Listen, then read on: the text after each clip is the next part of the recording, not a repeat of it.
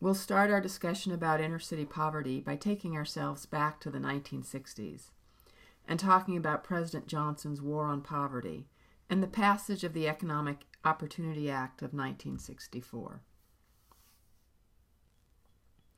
Economic, fiscal, and social conditions of the old central cities have been in decline even in spite of these efforts. And inner ghetto areas deal with levels of drug use and violence that, although currently in decline, would have seemed inconceivable in the early 1960s. The issue of inner-city poverty is a complex social issue with many different factors, which create a complex web of disadvantage for the urban poor. If you were to look at the decennial census, you'd see that the poverty rates are generally more than double those of the surrounding suburbs.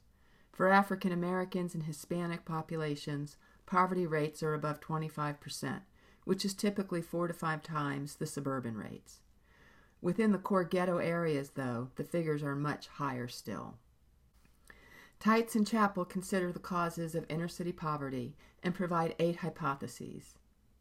They recognize that different disciplines or fields of study give rise to very different notions of poverty and its sources. So depending on your field, the guiding principles or paradigms for that area of study frames the problem and thus defines it to some extent. To economists, it's an issue of labor markets and productivity, incentives, human capital, and choice. For sociologists and anthropologists, they would emphasize social status and relations, behavior, and culture. Social psychologists, on the other hand, consider the issues such as self-image, group membership, and attitudes. And for political scientists, the questions may focus on group power and access to collective resources. On the other hand, city planners and urbanists would see the effects of urban structure, isolation, and transportation access. No single conceptual framework can explain inner-city poverty, but instead, theories must draw on all these disciplines and integrate their concepts to create a valid framework of understanding. Tights and Chappell have made an effort to sort through these different areas of studies, to find common ideas that incorporate all the major issues identified by these fields. The hypotheses developed by Tights and Chappell draw from 4 underlying themes of urban poverty that occur repeatedly across multiple literatures on the subject of poverty.